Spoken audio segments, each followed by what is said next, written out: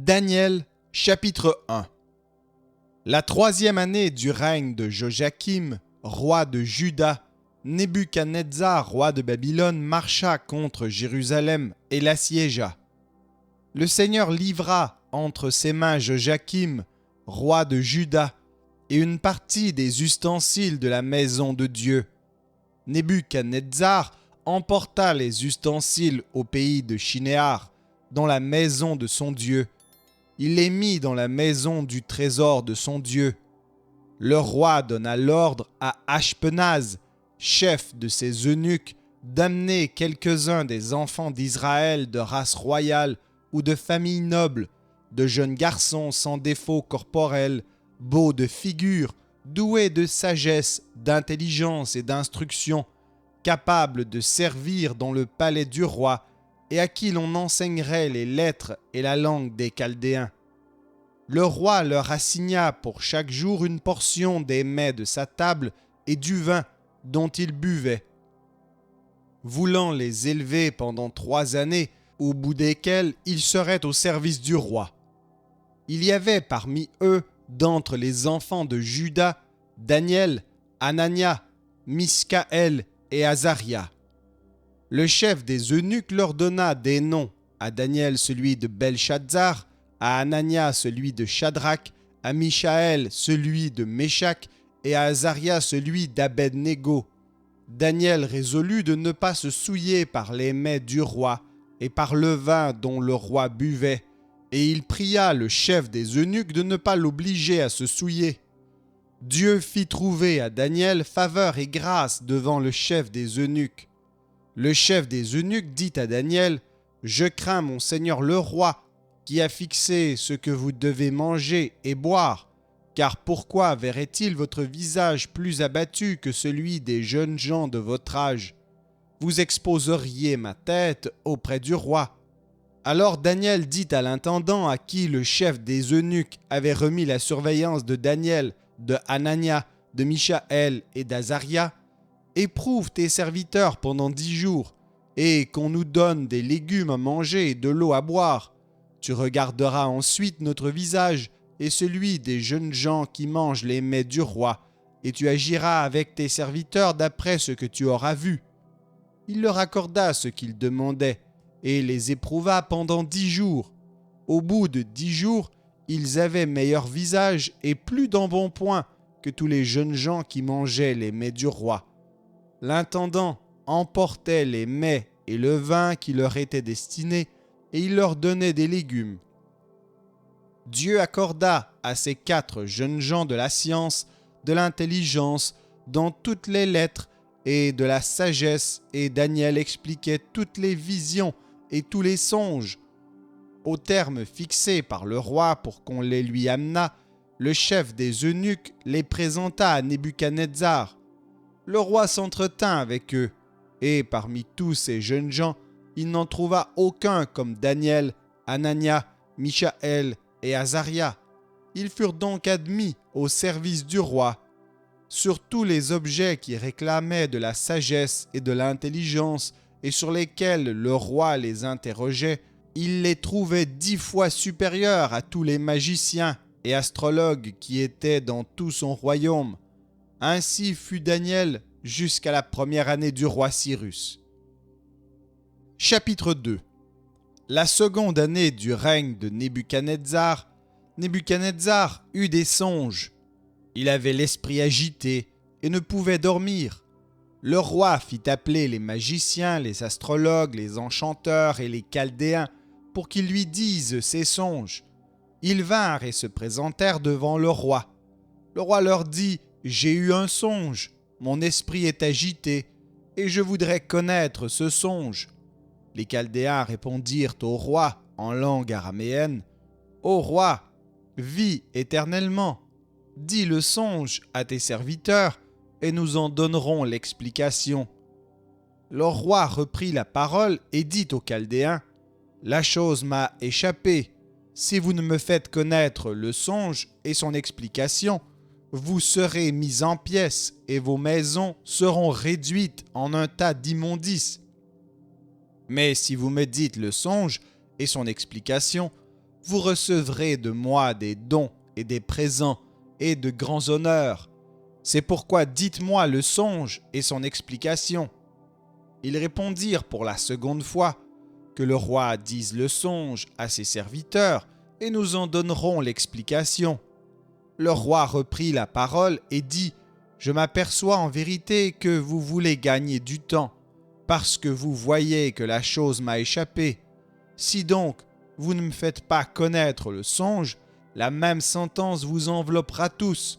Vous voulez vous préparer à me dire des mensonges et des faussetés, en attendant que les temps soient changés. C'est pourquoi, dites-moi le songe, et je saurai si vous êtes capable de m'en donner l'explication. » Les Chaldéens répondirent au roi, « Il n'est personne sur la terre qui puisse dire ce que demande le roi. Aussi jamais roi, quelque grand et puissant qu'il ait été, n'a exigé une pareille chose d'aucun magicien, astrologue ou chaldéen.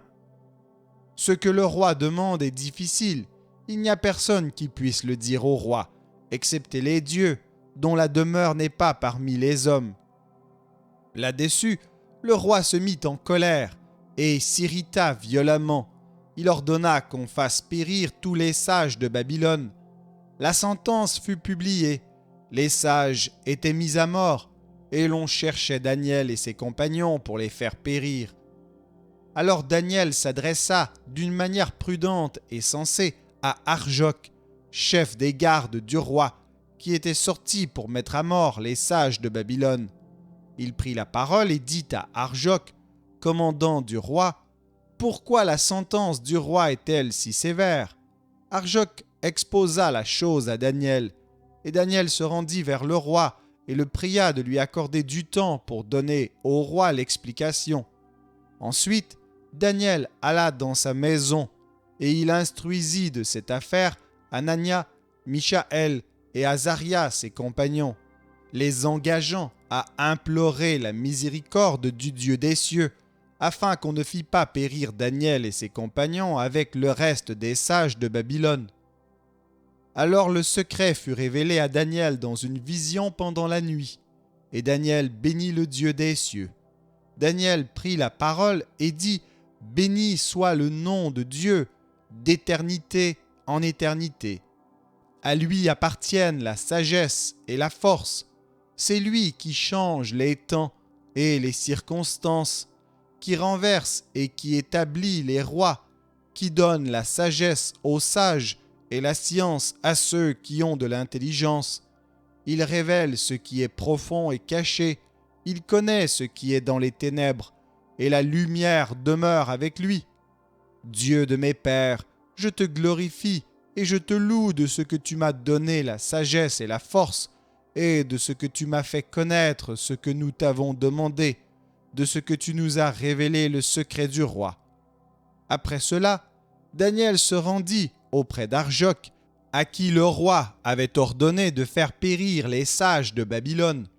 Il alla et lui parla ainsi, « Ne fais pas périr les sages de Babylone.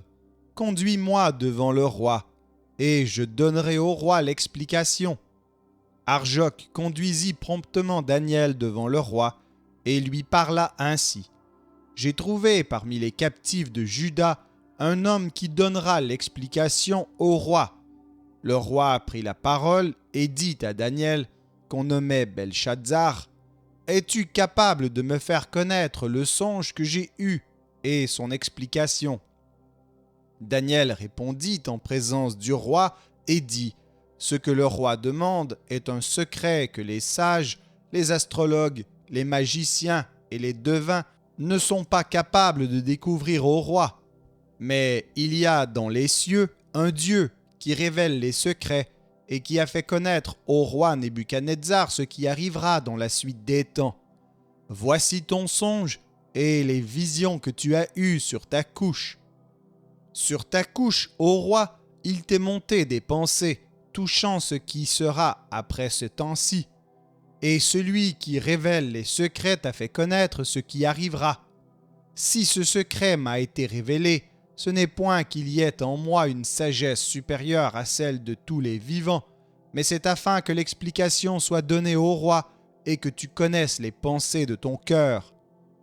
Ô roi, tu regardais et tu voyais une grande statue. Cette statue était immense et d'une splendeur extraordinaire. Elle était debout devant toi et son aspect était terrible. La tête de cette statue était d'or pur, sa poitrine et ses bras étaient d'argent, son ventre et ses cuisses étaient d'airain, ses jambes de fer, ses pieds en partie de fer et en partie d'argile. Tu regardais lorsqu'une pierre se détacha sans le secours d'aucune main, frappa les pieds de fer et d'argile de la statue et les mit en pièces. Alors le fer, l'argile, l'airain, l'argent et l'or furent brisés ensemble et devinrent comme la balle qui s'échappe d'une aire en été. Le vent les emporta et nulle trace n'en fut retrouvée. Mais la pierre qui avait frappé la statue devint une grande montagne et remplit toute la terre. Voilà le songe. Nous en donnerons l'explication devant le roi. Ô roi, tu es le roi des rois, car le Dieu des cieux t'a donné l'empire, la puissance, la force et la gloire.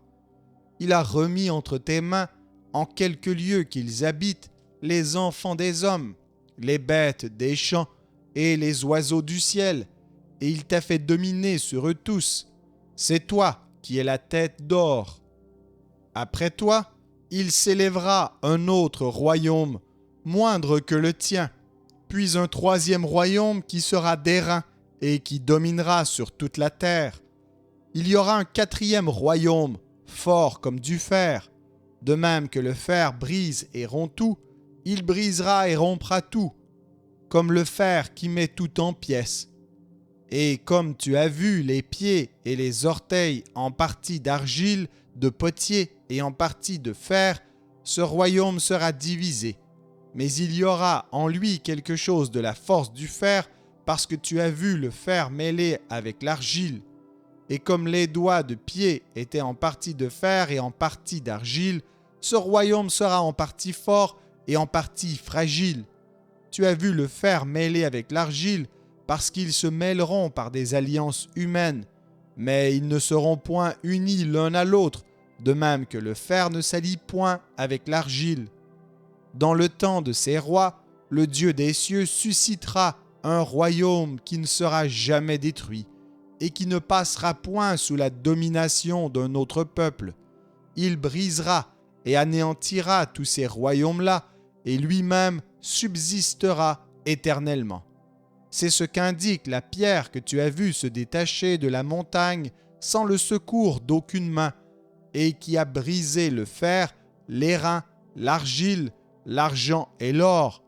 Le grand Dieu a fait connaître au roi ce qui doit arriver après cela. Le songe est véritable et son explication est certaine. Alors le roi Nebuchadnezzar tomba sur sa face et se prosterna devant Daniel, et il ordonna qu'on lui offrît des sacrifices et des parfums. Le roi adressa la parole à Daniel et dit : « En vérité, votre Dieu est le Dieu des dieux et le Seigneur des rois, et il révèle les secrets puisque tu as pu découvrir ce secret. » Ensuite, le roi éleva Daniel et lui fit de nombreux et riches présents. Il lui donna le commandement de toute la province de Babylone et l'établit chef suprême de tous les sages de Babylone. Daniel pria le roi de remettre l'intendance de la province de Babylone à Shadrach, Meshach et Abednego, et Daniel était à la cour du roi. Chapitre 3. Le roi Nebuchadnezzar fit une statue d'or, haute de 60 coudées et large de 6 coudées. Il la dressa dans la vallée de Dura, dans la province de Babylone. Le roi Nebuchadnezzar fit convoquer les satrapes, les intendants et les gouverneurs, les grands juges, les trésoriers, les jurisconsultes, les juges et tous les magistrats des provinces pour qu'ils se rendissent à la dédicace de la statue qu'avait élevée le roi Nebuchadnezzar. Alors les satrapes, les intendants et les gouverneurs, les grands juges, les trésoriers, les jurisconsuls les juges et tous les magistrats des provinces s'assemblèrent pour la dédicace de la statue qu'avait élevée le roi Nebuchadnezzar. Ils se placèrent devant la statue qu'avait élevée Nebuchadnezzar. Un héros cria à haute voix : « Voici ce qu'on vous ordonne, peuple, nation, hommes de toute langue. Au moment où vous entendrez le son de la trompette, du chalumeau, de la guitare, de la sambuc, du psalterion, de la cornemuse et de toutes sortes d'instruments de musique, vous vous prosternerez et vous adorerez la statue d'or qu'a élevée le roi Nebuchadnezzar. Quiconque ne se prosternera pas et n'adorera pas sera jeté à l'instant même au milieu d'une fournaise ardente. C'est pourquoi, au moment où tous les peuples entendirent le son de la trompette, du chalumeau, de la guitare, de la sambuc, du psalterion et de toutes sortes d'instruments de musique, tous les peuples, les nations, les hommes de toute langue se prosternèrent et adorèrent la statue d'or qu'avait élevée le roi Nebuchadnezzar. À cette occasion, et dans le même temps, quelques Chaldéens s'approchèrent et accusèrent les Juifs. Ils prirent la parole et dirent au roi Nebuchadnezzar : « Ô roi, vis éternellement. Tu as donné un ordre d'après lequel tous ceux qui entendraient le son de la trompette, du chalumeau, de la guitare, de la sambuc, du psalterion, de la cornemuse et de toutes sortes d'instruments devraient se prosterner et adorer la statue d'or, et d'après lequel quiconque ne se prosternerait pas et n'adorerait pas serait jeté au milieu d'une fournaise ardente. Or, il y a des Juifs à qui tu as remis l'intendance de la province de Babylone, Shadrach, Meshach et Abednego, hommes qui ne tiennent aucun compte de toi, ô roi. Ils ne servent pas tes dieux et ils n'adorent point la statue d'or que tu as élevée. » Alors Nebuchadnezzar, irrité et furieux, donna l'ordre qu'on amenât Shadrach, Meshach et Abednego, et ces hommes furent amenés devant le roi. Nebuchadnezzar prit la parole et leur dit : « Est-ce de propos délibérés, Shadrach, Meshach et Abednego, que vous ne servez pas mes dieux et que vous n'adorez pas la statue d'or que j'ai élevée ? Maintenant, tenez-vous prêts, et au moment où vous entendrez le son de la trompette, du chalumeau, de la guitare, de la sambuc, du psalterion, de la cornemuse et de toutes sortes d'instruments, vous vous prosternerez et vous adorerez la statue que j'ai faite. Si vous ne l'adorez pas, vous serez jetés à l'instant même au milieu d'une fournaise ardente. Et quel est le Dieu qui vous délivrera de ma main ? » Shadrach, Meshach et Abednego répliquèrent au roi Nebuchadnezzar : « Nous n'avons pas besoin de te répondre là-dessus. Voici notre Dieu que nous servons peut nous délivrer de la fournaise ardente, et il nous délivrera de ta main, ô roi. Sinon, sache, ô roi, que nous ne servirons pas tes dieux, et que nous n'adorerons pas la statue d'or que tu as élevée. » Sur quoi Nebuchadnezzar fut rempli de fureur, et il changea de visage en tournant ses regards contre Shadrach, Meshach et Abednego. Il reprit la parole et ordonna de chauffer la fournaise 7 fois plus qu'il ne convenait de la chauffer. Puis il commanda à quelques-uns des plus vigoureux soldats de son armée de lier Shadrach, Meshach et Abednego et de les jeter dans la fournaise ardente. Ces hommes furent liés avec leurs caleçons, leurs tuniques, leurs manteaux et leurs autres vêtements, et jetés au milieu de la fournaise ardente. Comme l'ordre du roi était sévère et que la fournaise était extraordinairement chauffée, la flamme tua les hommes qui y avaient jeté Shadrach, Meshach et Abednego. Et ces 3 hommes, Shadrach, Meshach et Abednego, tombèrent liés au milieu de la fournaise ardente. Alors le roi Nebuchadnezzar fut effrayé et se leva précipitamment. Il prit la parole et dit à ses conseillers : « N'avons-nous pas jeté au milieu du feu 3 hommes liés ?» Ils répondirent au roi : « Certainement, ô roi. » Il reprit et dit : « Eh bien, je vois 4 hommes sans lien qui marchent au milieu du feu et qui n'ont point de mal. et la figure du quatrième ressemble à celle d'un fils des dieux. » Ensuite, Nebuchadnezzar s'approcha de l'entrée de la fournaise ardente et, prenant la parole, il dit : « Shadrach, Meshach et Abednego, serviteurs du Dieu suprême, sortez et venez. » Et Shadrach, Meshach et Abednego sortirent du milieu du feu. Les satrapes, les intendants, les gouverneurs et les conseillers du roi s'assemblèrent.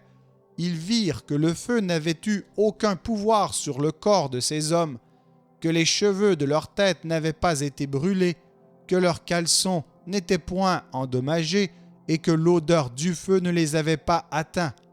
Nebuchadnezzar prit la parole et dit : « Béni soit le Dieu de Shadrach, de Meshach et d'Abednego, lequel a envoyé son ange et délivré ses serviteurs qui ont eu confiance en lui et qui ont violé l'ordre du roi et livré leur corps plutôt que de servir et d'adorer aucun autre Dieu que leur Dieu. Voici maintenant l'ordre que je donne. Tout homme, à quelque peuple, nation ou langue qu'il appartienne, qui parlera mal du Dieu de Shadrach, de Meshach et d'Abednego, sera mis en pièces et sa maison sera réduite en un tas d'immondices, parce qu'il n'y a aucun autre Dieu qui puisse délivrer comme lui. » Après cela, le roi fit prospérer Shadrach, Meshach et Abednego dans la province de Babylone. Chapitre 4. Nebuchadnezzar, roi à tous les peuples, aux nations, aux hommes de toute langue, qui habitent sur toute la terre, que la paix vous soit donnée avec abondance. Il m'a semblé bon de faire connaître les signes et les prodiges que le Dieu suprême a opérés à mon égard. Que ces signes sont grands, que ces prodiges sont puissants. Son règne est un règne éternel et sa domination subsiste de génération en génération. Moi, Nebuchadnezzar, je vivais tranquille dans ma maison et heureux dans mon palais. J'ai eu un songe qui m'a effrayé. Les pensées dont j'étais poursuivi sur ma couche et les visions de mon esprit me remplissaient d'épouvante. J'ordonnai qu'on fît venir devant moi tous les sages de Babylone, afin qu'ils me donnassent l'explication du songe. Alors vinrent les magiciens, les astrologues, les chaldéens et les devins. Je leur dis le songe et ils ne m'en donnèrent point l'explication. En dernier lieu se présenta devant moi Daniel, nommé Belchazzar, d'après le nom de mon Dieu, et qui a en lui l'esprit des dieux saints. Je lui dis le songe : Belchazzar, chef des magiciens, qui a en toi, je le sais, l'esprit des dieux saints, et pour qui aucun secret n'est difficile, donne-moi l'explication des visions que j'ai eues en songe. Voici les visions de mon esprit pendant que j'étais sur ma couche. Je regardais, et voici il y avait au milieu de la terre un arbre d'une grande hauteur. Cet arbre était devenu grand et fort, sa cime s'élevait jusqu'aux cieux, et on le voyait des extrémités de toute la terre. Son feuillage était beau, et ses fruits abondants. Il portait de la nourriture pour tous. Les bêtes des champs s'abritaient sous son ombre, les oiseaux du ciel faisaient leur demeure parmi ses branches, et tout être vivant tirait de lui sa nourriture. Dans la vision de mon esprit que j'avais sur ma couche, je regardais, et voici un de ceux qui veillent et qui sont saints descendit des cieux. Il cria avec force et parla ainsi : Abattez l'arbre et coupez ses branches, secouez le feuillage et dispersez les fruits, que les bêtes fuient de dessous et les oiseaux du milieu de ses branches. Mais laissez en terre le tronc où se trouvent les racines, et liez-le avec des chaînes de fer et d'airain parmi l'herbe des champs, qu'il soit trempé de la rosée du ciel, et qu'il ait comme les bêtes l'herbe de la terre pour partage. Son cœur d'homme lui sera ôté, et un cœur de bête lui sera donné, et 7 temps passeront sur lui. Cette sentence est un décret de ceux qui veillent, cette résolution est un ordre des saints, afin que les vivants sachent que le Très-Haut domine sur le règne des hommes, qu'il le donne à qui lui plaît, et qu'il y élève le plus vil des hommes. Voilà le songe que j'ai eu, moi, le roi Nebuchadnezzar. Toi, Belshazzar, donne-en l'explication, puisque tous les sages dans mon royaume ne peuvent me la donner. Toi, tu le peux, car tu as en toi l'esprit des dieux saints. » Alors Daniel, nommé Belshazzar, fut un moment stupéfait, et ses pensées le troublaient. Le roi reprit et dit: « Belshazzar, que le songe et l'explication ne te troublent pas. » Et Belshazzar répondit: « Mon Seigneur, que le songe soit pour tes ennemis et son explication pour tes adversaires. L'arbre que tu as vu, qui était devenu grand et fort, dont la cime s'élevait jusqu'aux cieux et qu'on voyait de tous les points de la terre, cet arbre dont le feuillage était beau et les fruits abondants, qui portait de la nourriture pour tous, sous lequel s'abritaient les bêtes des champs, et parmi les branches duquel les oiseaux du ciel faisaient leur demeure, c'est toi, ô roi, qui es devenu grand et fort, dont la grandeur s'est accrue et s'est élevée jusqu'aux cieux, et dont la domination s'étend jusqu'aux extrémités de la terre. Le roi a vu l'un de ceux qui veillent et qui sont saints descendre des cieux et dire: « Abattez l'arbre et détruisez-le, mais laissez en terre le tronc où se trouvent les racines, et liez-le avec des chaînes de fer et d'airain parmi l'herbe des champs, qu'il soit trempé de la rosée du ciel, et que son partage soit avec les bêtes des champs, jusqu'à ce que 7 ans soient passés sur lui. » Voici l'explication, ô roi. Voici le décret du Très-Haut qui s'accomplira sur mon Seigneur le roi. On te chassera du milieu des hommes, tu auras ta demeure avec les bêtes des champs, et l'on te donnera comme au bœuf de l'herbe à manger. Tu seras trempé de la rosée du ciel, et 7 ans passeront sur toi, jusqu'à ce que tu saches que le Très-Haut domine sur le règne des hommes, et qu'il le donne à qui il lui plaît. L'ordre de laisser le tronc où se trouvent les racines de l'arbre signifie que ton royaume te restera, quand tu reconnaîtras que celui qui domine est dans les cieux. C'est pourquoi, ô roi, puisse mon conseil te plaire. Mets un terme à tes péchés en pratiquant la justice, et à tes iniquités en usant de compassion envers les malheureux, et ton bonheur pourra se prolonger. » Toutes ces choses se sont accomplies sur le roi Nebuchadnezzar.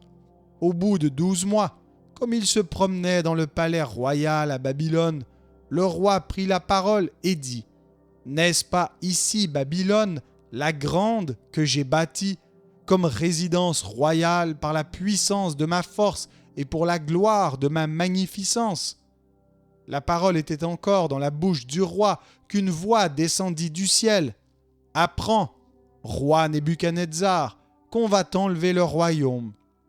On te chassera du milieu des hommes, tu auras ta demeure avec les bêtes des champs, on te donnera comme au bœuf de l'herbe à manger, et 7 ans passeront sur toi, jusqu'à ce que tu saches que le Très-Haut domine sur le règne des hommes, et qu'il le donne à qui il lui plaît. » Au même instant, la parole s'accomplit sur Nebuchadnezzar. Il fut chassé du milieu des hommes, il mangea de l'herbe comme les bœufs, son corps fut trempé de la rosée du ciel, jusqu'à ce que ses cheveux crussent comme les plumes des aigles et ses ongles comme ceux des oiseaux. Après le temps marqué, moi, Nebuchadnezzar, je levai les yeux vers le ciel, et la raison me revint. J'ai béni le Très-Haut, j'ai loué et glorifié celui qui vit éternellement, celui dont la domination est une domination éternelle et dont le règne subsiste de génération en génération. Tous les habitants de la terre ne sont à ses yeux que néant.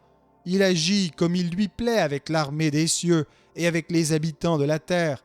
Et il n'y a personne qui résiste à sa main et qui lui dise « Que fais-tu » En ce temps, la raison me revint. La gloire de mon royaume, ma magnificence et ma splendeur me furent rendues. Mes conseillers, mes grands me redemandèrent je fus rétabli dans mon royaume et ma puissance ne fit que s'accroître.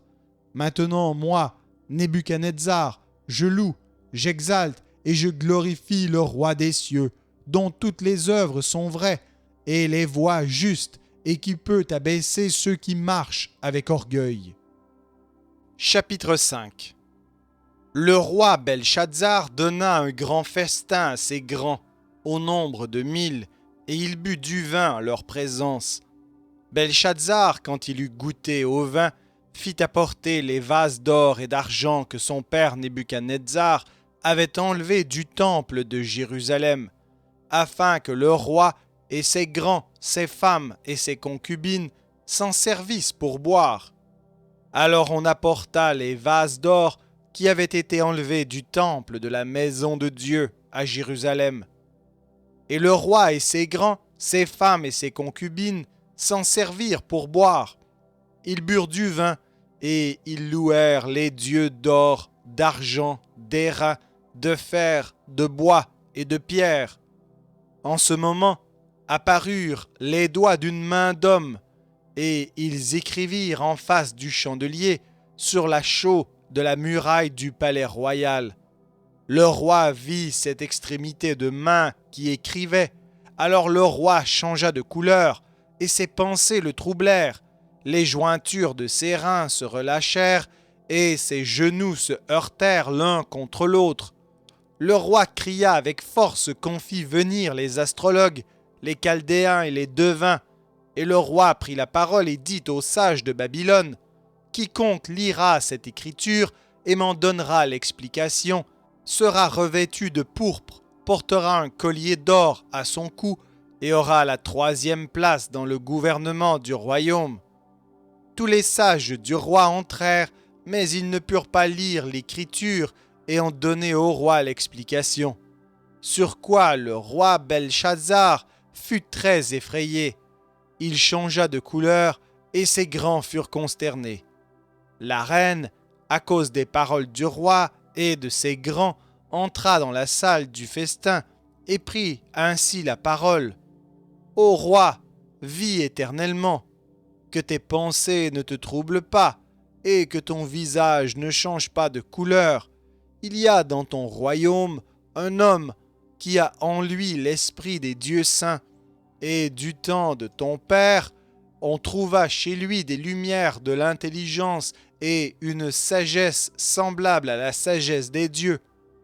Aussi le roi Nebuchadnezzar, ton père, l'établit chef des magiciens, des astrologues, des Chaldéens, des devins, parce qu'on trouva chez lui, chez Daniel, nommé par le roi Belshazzar, un esprit supérieur, de la science et de l'intelligence, la faculté d'interpréter les songes, d'expliquer les énigmes et de résoudre les questions difficiles.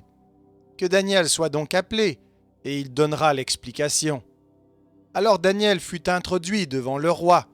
Le roi prit la parole et dit à Daniel, « Es-tu ce Daniel, l'un des captifs de Juda, que le roi mon père a amené de Juda? J'ai appris sur ton compte que tu as en toi l'esprit des dieux, et qu'on trouve chez toi des lumières, de l'intelligence et une sagesse extraordinaire. On vient d'amener devant moi les sages et les astrologues, afin qu'ils lussent cette écriture et m'en donnassent l'explication, mais ils n'ont pas pu donner l'explication des mots. J'ai appris que tu peux donner des explications et résoudre des questions difficiles.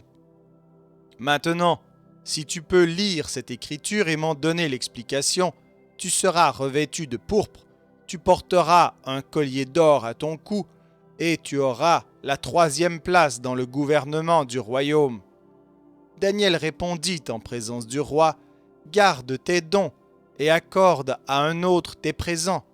Je lirai néanmoins l'écriture au roi, et je lui en donnerai l'explication. Ô roi, le Dieu suprême avait donné à Nebuchadnezzar, ton père, l'empire, la grandeur, la gloire et la magnificence, et à cause de la grandeur qu'il lui avait donnée, tous les peuples, les nations, les hommes de toute langue étaient dans la crainte et tremblaient devant lui. Le roi faisait mourir ceux qu'il voulait, et il laissait la vie à ceux qu'il voulait. Il élevait ceux qu'il voulait, et il abaissait ceux qu'il voulait. Mais lorsque son cœur s'éleva, et que son esprit s'endurcit jusqu'à l'arrogance, il fut précipité de son trône royal et dépouillé de sa gloire. Il fut chassé du milieu des enfants des hommes. Son cœur devint semblable à celui des bêtes, et sa demeure fut avec les ânes sauvages. On lui donna comme au bœuf de l'herbe à manger, et son corps fut trempé de la rosée du ciel, jusqu'à ce qu'il reconnût que le Dieu suprême domine sur le règne des hommes, et qu'il le donne à qui il lui plaît. Et toi, Belshazzar, son fils, tu n'as pas humilié ton cœur, quoique tu susses toutes ces choses. Tu t'es élevé contre le Seigneur des cieux. Les vases de sa maison ont été apportés devant toi, et vous vous en êtes servis pour boire du vin, toi et tes grands, tes femmes et tes concubines. Tu as loué les dieux d'argent, d'or, d'airain, de fer, de bois et de pierre, qui ne voient point, qui n'entendent point, et qui ne savent rien. Et tu n'as pas glorifié le Dieu qui a dans sa main ton souffle et toutes tes voies. C'est pourquoi il a envoyé cette extrémité de main qui a tracé cette écriture. Voici l'écriture qui a été tracée. Comptez, comptez, pesez et divisez. Et voici l'explication de ces mots. Comptez, Dieu a compté ton règne et y a mis fin. Pesez, tu as été pesé dans la balance et tu as été trouvé léger. Divisé, ton royaume sera divisé et donné aux Mèdes et aux Perses. Aussitôt Belshazzar donna des ordres, et l'on revêtit Daniel de pourpre. On lui mit au cou un collier d'or, et on publia qu'il aurait la 3e place dans le gouvernement du royaume. Cette même nuit, Belshazzar, roi des Chaldéens, fut tué, et Darius, le Mède, s'empara du royaume, étant âgé de 62 ans. Chapitre 6. Darius trouva bon d'établir sur le royaume 120 satrapes, qui devaient être dans tout le royaume. Il mit à leur tête 3 chefs, au nombre desquels était Daniel, afin que ces satrapes leur rendissent compte, et que le roi ne souffrit aucun dommage. Daniel surpassait les chefs et les satrapes, parce qu'il y avait en lui un esprit supérieur, et le roi pensait à l'établir sur tout le royaume. Alors les chefs et les satrapes cherchèrent une occasion d'accuser Daniel en ce qui concernait les affaires du royaume, mais ils ne purent trouver aucune occasion, ni aucune chose à reprendre, parce qu'il était fidèle et qu'on n'apercevait chez lui ni faute, ni rien de mauvais. Et ces hommes dirent, « Nous ne trouverons aucune occasion contre ce Daniel, à moins que nous n'en trouvions une dans la loi de son Dieu. » Puis ses chefs et ses satrapes se rendirent tumultueusement auprès du roi et lui parlèrent ainsi.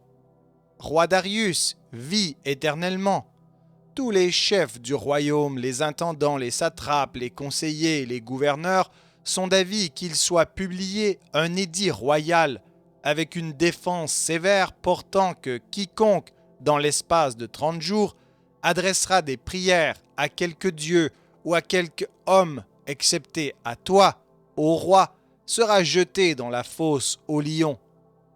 Maintenant, ô roi, confirme la défense et écris le décret afin qu'il soit irrévocable, selon la loi des Mèdes et des Perses, qui est immuable. » Là-dessus, le roi Darius écrivit le décret et la défense. Lorsque Daniel sut que le décret était écrit, il se retira dans sa maison, où les fenêtres de la chambre supérieure étaient ouvertes dans la direction de Jérusalem. Et 3 fois le jour, il se mettait à genoux. Il priait et il louait son Dieu comme il le faisait auparavant. Alors ces hommes entrèrent tumultueusement, et ils trouvèrent Daniel qui priait et invoquait son Dieu. Puis ils se présentèrent devant le roi et lui dirent au sujet de la défense royale, « N'as-tu pas écrit une défense portant que quiconque dans l'espace de 30 jours adresserait des prières à quelque dieu ou à quelque homme excepté à toi, ô roi, serait jeté dans la fosse aux lions. Le roi répondit, la chose est certaine, selon la loi des Mèdes et des Perses, qui est immuable. Ils prirent de nouveau la parole et dirent au roi, Daniel, l'un des captifs de Juda n'a tenu aucun compte de toi, ô roi, ni de la défense que tu as écrite, et il fait sa prière 3 fois le jour. Le roi fut très affligé quand il entendit cela. Il prit à cœur de délivrer Daniel, et jusqu'au coucher du soleil, il s'efforça de le sauver. Mais ces hommes insistèrent auprès du roi et lui dirent, Sache, ô roi, que la loi des Mèdes et des Perses exige que toute défense ou tout décret confirmé par le roi soit irrévocable. Alors le roi donna l'ordre qu'on amenât Daniel et qu'on le jetât dans la fosse aux lions. Le roi prit la parole et dit à Daniel, Puisse ton Dieu que tu sers avec persévérance te délivrer. On apporta une pierre et on la mit sur l'ouverture de la fosse. Le roi la scella de son anneau et de l'anneau de ses grands, afin que rien ne fût changé à l'égard de Daniel. Le roi se rendit ensuite dans son palais. Il passa la nuit à jeun. Il ne fit point venir de concubine auprès de lui, et il ne put se livrer au sommeil. Le roi se leva au point du jour avec l'aurore, et il alla précipitamment à la fosse aux lions. En s'approchant de la fosse, il appela Daniel d'une voix triste. Le roi prit la parole et dit à Daniel, « Daniel, serviteur du Dieu vivant, ton Dieu que tu sers avec persévérance, a-t-il pu te délivrer des lions ?» Et Daniel dit au roi, « Roi, vis éternellement. Mon Dieu a envoyé son ange et fermé la gueule des lions, qui ne m'ont fait aucun mal, parce que j'ai été trouvé innocent devant lui, et devant toi non plus, ô roi, je n'ai rien fait de mauvais. » Alors le roi fut très joyeux, et il ordonna qu'on fît sortir Daniel de la fosse. Daniel fut retiré de la fosse, et on ne trouva sur lui aucune blessure, parce qu'il avait eu confiance en son Dieu. Le roi ordonna que ces hommes qui avaient accusé Daniel fussent amenés et jetés dans la fosse aux lions, eux, leurs enfants et leurs femmes, et avant qu'ils fussent parvenus au fond de la fosse, les lions les saisirent et brisèrent tous leurs os. Après cela, le roi Darius écrivit à tous les peuples, à toutes les nations, aux hommes de toute langue qui habitaient sur toute la terre, que la paix vous soit donnée avec abondance. J'ordonne que dans toute l'étendue de mon royaume, on ait de la crainte et de la frayeur pour le Dieu de Daniel, car il est le Dieu vivant et il subsiste éternellement. Son royaume ne sera jamais détruit et sa domination durera jusqu'à la fin. C'est lui qui délivre et qui sauve, qui opère des signes et des prodiges dans les cieux et sur la terre. C'est lui qui a délivré Daniel de la puissance des lions. Daniel prospéra sous le règne de Darius et sous le règne de Cyrus, le Perse. Chapitre 7. La première année de Belshazzar, roi de Babylone, Daniel eut un songe et des visions de son esprit, pendant qu'il était sur sa couche. Ensuite, il écrivit le songe et raconta les principales choses. Daniel commença et dit, « Je regardais pendant ma vision nocturne, et voici, les 4 vents des cieux firent irruption sur la grande mer, et 4 grands animaux sortirent de la mer, différents l'un de l'autre. Le premier était semblable à un lion et avait des ailes d'aigle. Je regardai jusqu'au moment où ses ailes furent arrachées. Il fut enlevé de terre et mis debout sur ses pieds comme un homme, et un cœur d'homme lui fut donné. Et voici un second animal était semblable à un ours et se tenait sur un côté. Il avait 3 côtes dans la gueule entre les dents, et on lui disait « Lève-toi, mange beaucoup de chair ». Après cela, je regardai, et voici, un autre était semblable à un léopard, et avait sur le dos 4 ailes comme un oiseau. Cet animal avait 4 têtes, et la domination lui fut donnée. Après cela, je regardai pendant mes visions nocturnes, et voici, Il y avait un quatrième animal terrible, épouvantable et extraordinairement fort. Il avait de grandes dents de fer. Il mangeait, brisait et il foulait aux pieds ce qui restait. Il était différent de tous les animaux précédents et il avait 10 cornes. Je considérai les cornes et voici une autre petite corne sortie du milieu d'elle. Et 3 des premières cornes furent arrachées devant cette corne. Et voici, elle avait des yeux comme des yeux d'homme et une bouche qui parlait avec arrogance.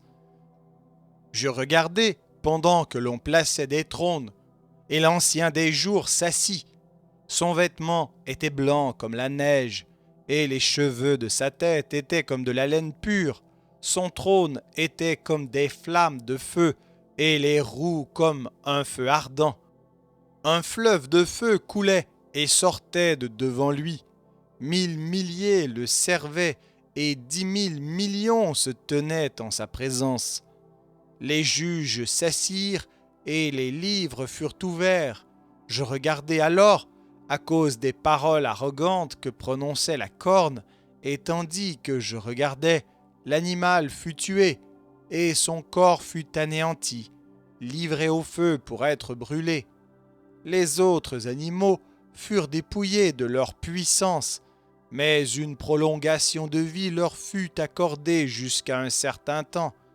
Je regardai pendant mes visions nocturnes, et voici, sur les nuées des cieux, arriva quelqu'un de semblable à un fils de l'homme. Il s'avança vers l'ancien des jours, et on le fit approcher de lui. On lui donna la domination, la gloire et le règne, et tous les peuples, les nations et les hommes de toute langue le servirent. Sa domination est une domination éternelle qui ne passera point, et son règne ne sera jamais détruit. Moi, Daniel, j'eus l'esprit troublé au-dedans de moi, et les visions de ma tête m'effrayèrent. Je m'approchai de l'un de ceux qui étaient là, et je lui demandai ce qu'il y avait de vrai dans toutes ces choses. Il me le dit, et m'en donna l'explication. Ces 4 grands animaux sont 4 rois qui s'élèveront de la terre, mais les saints du Très-Haut recevront le royaume, et ils posséderont le royaume éternellement, d'éternité en éternité. Ensuite, je désirais savoir la vérité sur le 4e animal, qui était différent de tous les autres, extrêmement terrible, qui avait des dents de fer et des ongles d'airain, qui mangeait, brisait et foulait aux pieds ce qui restait. Et sur les 10 cornes qu'il avait à la tête, et sur l'autre qui était sortie, et devant laquelle 3 étaient tombés, sur cette corne qui avait des yeux, une bouche parlant avec arrogance, et une plus grande apparence que les autres. Je vis cette corne faire la guerre aux saints, et l'emporter sur eux, jusqu'au moment où l'ancien des jours vint donner droit aux saints du Très-Haut, et le temps arriva où les saints furent en possession du royaume. Il me parla ainsi. Le 4e animal, c'est un 4e royaume qui existera sur la terre, différent de tous les royaumes, et qui dévorera toute la terre, la foulera et la brisera. Les 10 cornes, ce sont 10 rois qui s'élèveront de ce royaume. Un autre s'élèvera après eux. Il sera différent des premiers, et il abaissera 3 rois. Il prononcera des paroles contre le Très-Haut, il opprimera les saints du Très-Haut, et il espérera changer les temps et la loi, et les saints seront livrés entre ses mains pendant un temps, des temps et la moitié d'un temps. Puis viendra le jugement, et on lui ôtera sa domination, qui sera détruite et anéantie pour jamais. Le règne, la domination et la grandeur de tous les royaumes qui sont sous les cieux seront donnés au peuple des saints du Très-Haut. Son règne est un règne éternel, et tous les dominateurs le serviront et lui obéiront. Ici finirent les paroles. Moi, Daniel, je fus extrêmement troublé par mes pensées. Je changeai de couleur et je conservai ces paroles dans mon cœur. Chapitre 8. La 3e année du règne du roi Belshazzar, moi, Daniel, j'eus une vision, outre celle que j'avais eue précédemment. Lorsque j'eus cette vision, il me sembla que j'étais à Suse, la capitale, dans la province d'Élam, et pendant ma vision, je me trouvais près du fleuve du Laï. Je levai les yeux, je regardai, et voici, un bélier se tenait devant le fleuve, et il avait des cornes. Ces cornes étaient hautes, mais l'une était plus haute que l'autre, et elle s'éleva la dernière. Je vis le bélier qui frappait de ses cornes à l'Occident, au septentrion et au Midi. Aucun animal ne pouvait lui résister, et il n'y avait personne pour délivrer ses victimes. Il faisait ce qu'il voulait, et il devint puissant. Comme je regardais attentivement, voici, un bouc venait de l'Occident et parcourait toute la terre à sa surface, sans la toucher. Ce bouc avait une grande corne entre les yeux. Il arriva jusqu'au bélier qui avait des cornes et que j'avais vu se tenant devant le fleuve, et il courut sur lui dans toute sa fureur. Je le vis qui s'approchait du bélier et s'irritait contre lui. Il frappa le bélier et lui brisa les 2 cornes, sans que le bélier eût la force de lui résister. Il le jeta par terre et le foula, et il n'y eut personne pour délivrer le bélier. Le bouc devint très puissant, mais lorsqu'il fut puissant, sa grande corne se brisa. 4 grandes cornes s'élevèrent pour la remplacer aux 4 vents des cieux. De l'une d'elles sortit une petite corne qui s'agrandit beaucoup vers le Midi, vers l'Orient et vers le plus beau des pays. Elle s'éleva jusqu'à l'armée des cieux. Elle fit tomber à terre une partie de cette armée des étoiles, et elle les foula. Elle s'éleva jusqu'au chef de l'armée, lui enleva le sacrifice perpétuel et renversa le lieu de son sanctuaire. L'armée fut livrée avec le sacrifice perpétuel à cause du péché. La corne jeta la vérité par terre et réussit dans ses entreprises. J'entendis parler un saint, et un autre saint dit à celui qui parlait : « Pendant combien de temps s'accomplira la vision sur le sacrifice perpétuel et sur le péché dévastateur ? Jusqu'à quand le sanctuaire et l'armée seront-ils foulés ? » Et il me dit : « 2300 soirs et matins, puis le sanctuaire sera purifié. » Tandis que moi, Daniel, j'avais cette vision et que je cherchais à la comprendre, voici, quelqu'un qui avait l'apparence d'un homme se tenait devant moi. Et j'entendis la voix d'un homme au milieu de l'Ulaï. Il cria et dit : « Gabriel, explique-lui la vision. » Il vint alors près du lieu où j'étais, et à son approche, je fus effrayé, et je tombai sur ma face.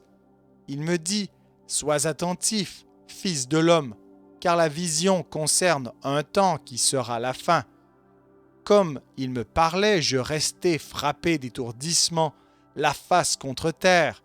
Il me toucha et me fit tenir debout à la place où je me trouvais. Puis il me dit : « Je vais t'apprendre ce qui arrivera au terme de la colère, car il y a un temps marqué pour la fin. Le bélier que tu as vu et qui avait des cornes, ce sont les rois des Mèdes et des Perses. Le bouc, c'est le roi de Javan. La grande corne entre ses yeux, c'est le premier roi.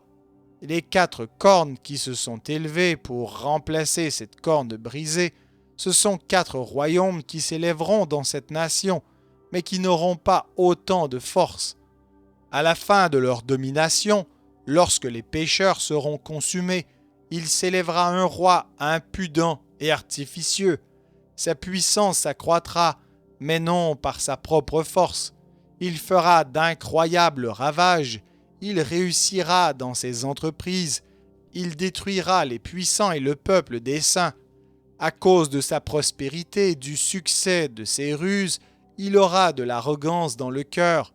Il fera périr beaucoup d'hommes qui vivaient paisiblement, et il s'élèvera contre le chef des chefs. Mais il sera brisé, sans l'effort d'aucune main, et la vision des soirs et des matins dont il s'agit est véritable. Pour toi, tiens secrète cette vision, car elle se rapporte à des temps éloignés. Moi, Daniel, je fus plusieurs jours languissant et malade, puis je me levai, et je m'occupais des affaires du roi. J'étais étonné de la vision, et personne n'en eut connaissance. Chapitre 9. La première année de Darius, fils d'Assuérus de la race des Mèdes, lequel était devenu roi du royaume des Chaldéens, la première année de son règne, moi, Daniel, je vis par les livres qu'il devait s'écouler 70 ans pour les ruines de Jérusalem, d'après le nombre des années dont l'Éternel avait parlé à Jérémie le prophète. Je tournai ma face vers le Seigneur Dieu, afin de recourir à la prière et aux supplications, en jeûnant et en prenant le sac et la cendre. Je priai l'Éternel mon Dieu, et je lui fis cette confession. Seigneur, Dieu grand et redoutable, toi qui gardes ton alliance et qui fais miséricorde à ceux qui t'aiment et qui observent tes commandements. Nous avons péché, nous avons commis l'iniquité, nous avons été méchants et rebelles, nous nous sommes détournés de tes commandements et de tes ordonnances. Nous n'avons pas écouté tes serviteurs, les prophètes, qui ont parlé en ton nom à nos rois, à nos chefs, à nos pères et à tout le peuple du pays. À toi, Seigneur, est la justice, et à nous la confusion de face. En ce jour, aux hommes de Juda, aux habitants de Jérusalem, et à tout Israël, à ceux qui sont près et à ceux qui sont loin dans tous les pays où tu les as chassés à cause des infidélités dont ils se sont rendus coupables envers toi. Seigneur, à nous la confusion de face, à nos rois, à nos chefs et à nos pères, parce que nous avons péché contre toi, auprès du Seigneur notre Dieu, la miséricorde et le pardon, car nous avons été rebelles envers lui. Nous n'avons pas écouté la voix de l'Éternel notre Dieu pour suivre ses lois qu'il avait mises devant nous par ses serviteurs les prophètes. Tout Israël a transgressé ta loi et s'est détourné pour ne pas écouter ta voix. Alors se sont répandues sur nous les malédictions et les imprécations qui sont écrites dans la loi de Moïse, serviteur de Dieu, parce que nous avons péché contre Dieu. Il a accompli les paroles qu'il avait prononcées contre nous et contre nos chefs qui nous ont gouvernés. Il a fait venir sur nous une grande calamité, et il n'en est jamais arrivé sous le ciel entier une semblable à celle qui est arrivée à Jérusalem. Comme cela est écrit dans la loi de Moïse, toute cette calamité est venue sur nous, et nous n'avons pas imploré l'Éternel notre Dieu. Nous ne nous sommes pas détournés de nos iniquités. Nous n'avons pas été attentifs à ta vérité. L'Éternel a veillé sur cette calamité et l'a fait venir sur nous, car l'Éternel notre Dieu est juste dans toutes les choses qu'il a faites. Mais nous n'avons pas écouté sa voix. Et maintenant, Seigneur notre Dieu, toi qui as fait sortir ton peuple du pays d'Égypte par ta main puissante et qui t'es fait un nom comme il l'est aujourd'hui, nous avons péché, nous avons commis l'iniquité. Seigneur, selon ta grande miséricorde, que ta colère et ta fureur se détournent de ta ville, de Jérusalem, de ta montagne sainte, car, à cause de nos péchés et des iniquités de nos pères, Jérusalem et ton peuple sont en opprobre à tous ceux qui nous entourent. Maintenant donc, ô notre Dieu, écoute la prière et les supplications de ton serviteur, et pour l'amour du Seigneur, fais briller ta face sur ton sanctuaire dévasté. Mon Dieu, prête l'oreille et écoute. Ouvre les yeux et regarde nos ruines. Regarde la ville sur laquelle ton nom est invoqué. Car ce n'est pas à cause de notre justice que nous te présentons nos supplications, c'est à cause de tes grandes compassions. Seigneur, écoute, Seigneur, pardonne. Seigneur, sois attentif.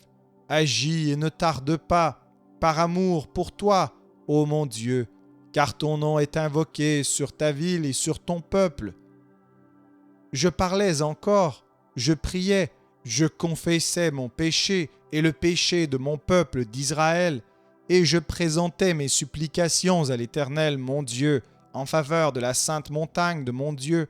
Je parlais encore dans ma prière quand l'homme, Gabriel, que j'avais vu précédemment dans une vision, s'approcha de moi d'un vol rapide au moment de l'offrande du soir. Il m'instruisit et s'entretint avec moi. Il me dit, « Daniel, je suis venu maintenant pour ouvrir ton intelligence. Lorsque tu as commencé à prier, la parole est sortie et je viens pour te l'annoncer, car tu es un bien-aimé. Sois attentif à la parole et comprends la vision. 70 semaines ont été fixées sur ton peuple et sur ta ville sainte pour faire cesser les transgressions et mettre fin au péché, pour expier l'iniquité et amener la justice éternelle, pour sceller la vision et le prophète et pour oindre le Saint des Saints. Sache-le donc et comprends. Depuis le moment où la parole a annoncé que Jérusalem sera rebâtie jusqu'à loin au conducteur, il y a 7 semaines. Dans 62 semaines, les places et les fossés seront rétablis, mais en des temps fâcheux. Après les 62 semaines, un oint sera retranché, et il n'aura pas de successeur. Le peuple d'un chef qui viendra détruira la ville et le sanctuaire, et sa fin arrivera comme par une inondation. Il est arrêté que les dévastations dureront jusqu'au terme de la guerre.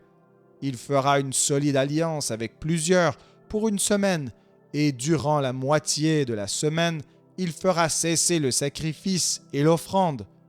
Le dévastateur commettra les choses les plus abominables jusqu'à ce que la ruine et ce qui a été résolu fondent sur le dévastateur. Chapitre 10. La 3e année de Cyrus, roi de Perse, une parole fut révélée à Daniel, qu'on nommait Belshazzar. Cette parole, qui est véritable, annonce une grande calamité. Il fut attentif à cette parole, et il eut l'intelligence de la vision. En ce temps-là, moi, Daniel, je fus 3 semaines dans le deuil. Je ne mangeai aucun mets délicat. Il n'entra ni viande ni vin dans ma bouche, et je ne moignis point, jusqu'à ce que les 3 semaines fussent accomplies. Le 24e jour du 1er mois, j'étais au bord du grand fleuve qui est Hiddekel. Je levai les yeux, je regardai, et voici il y avait un homme vêtu de lin, et ayant sur les reins une ceinture d'or d'Uphaz. Son corps était comme de chrysolite, son visage brillait comme l'éclair, ses yeux étaient comme des flammes de feu, ses bras et ses pieds ressemblaient à de l'airain poli, et le son de sa voix était comme le bruit d'une multitude. Moi, Daniel, je vis seul la vision, et les hommes qui étaient avec moi ne la virent point, mais ils furent saisis d'une grande frayeur, et ils prirent la fuite pour se cacher. Je restai seul, et je vis cette grande vision. Les forces me manquèrent, mon visage changea de couleur et fut décomposé, et je perdis toute vigueur. J'entendis le son de ces paroles, et comme j'entendais le son de ces paroles, je tombai frappé d'étourdissement, la face contre terre. Et voici, une main me toucha, et secoua mes genoux et mes mains. Puis il me dit, « Daniel, homme bien-aimé, sois attentif aux paroles que je vais te dire, et tiens-toi debout à la place où tu es, car je suis maintenant envoyé vers toi. » Lorsqu'il m'eut ainsi parlé, je me tins debout en tremblant. Il me dit, « Daniel, ne crains rien, car dès le premier jour où tu as eu à cœur de comprendre et de t'humilier devant ton Dieu, tes paroles ont été entendues, et c'est à cause de tes paroles que je viens. Le chef du royaume de Perse m'a résisté, 21 jours. Mais voici, Michaël, l'un des principaux chefs, est venu à mon secours, et je suis demeuré là auprès des rois de Perse.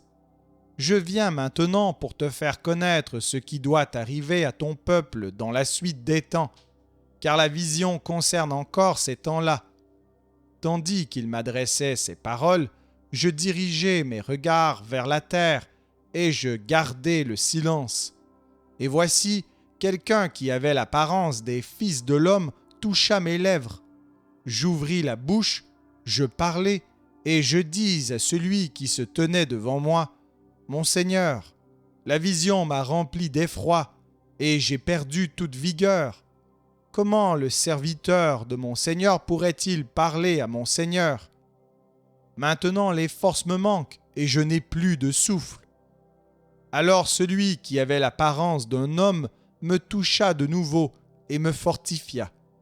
Puis il me dit, « Ne crains rien, homme bien-aimé, que la paix soit avec toi.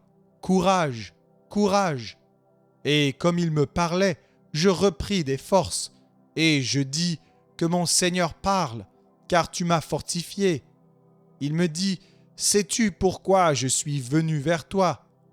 Maintenant je m'en retourne pour combattre le chef de la Perse, et quand je partirai, voici, le chef de Javan viendra. Mais je veux te faire connaître ce qui est écrit dans le livre de la vérité. Personne ne m'aide contre cela, excepté Michaël, votre chef. » Chapitre 11.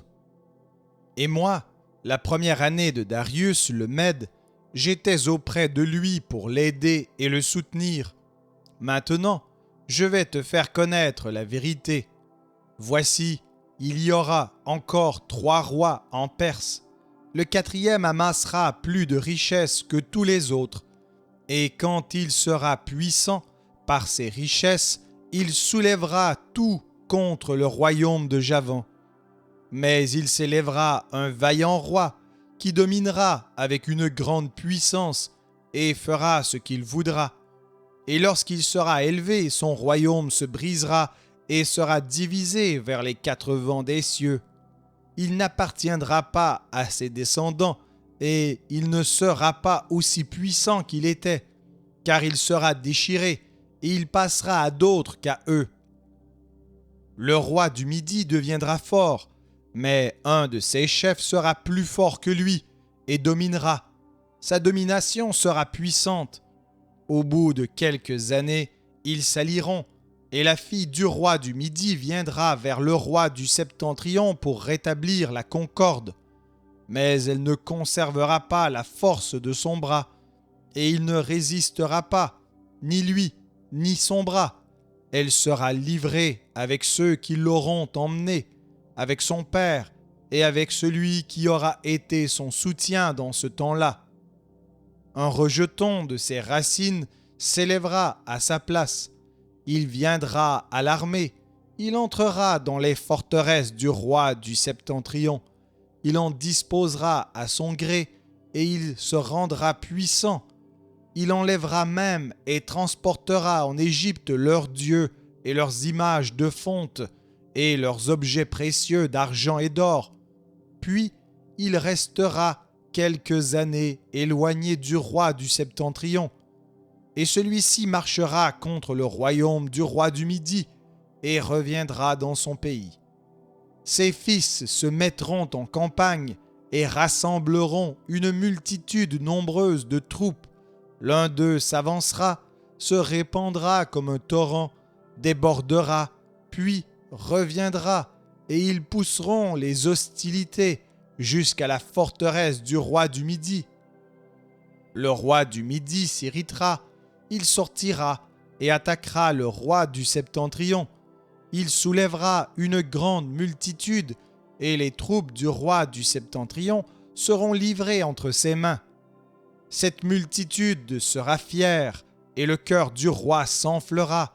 Il fera tomber des milliers, mais il ne triomphera pas. Car le roi du Septentrion reviendra et rassemblera une multitude plus nombreuse que la première. Au bout de quelque temps, de quelques années, il se mettra en marche avec une grande armée et de grandes richesses. En ce temps-là, plusieurs s'élèveront contre le roi du Midi, et des hommes violents parmi ton peuple se révolteront pour accomplir la vision, et ils succomberont. Le roi du Septentrion s'avancera, il élèvera des terrasses et s'emparera des villes fortes. Les troupes du Midi et l'élite du roi ne résisteront pas, elles manqueront de force pour résister. Celui qui marchera contre lui fera ce qu'il voudra, et personne ne lui résistera.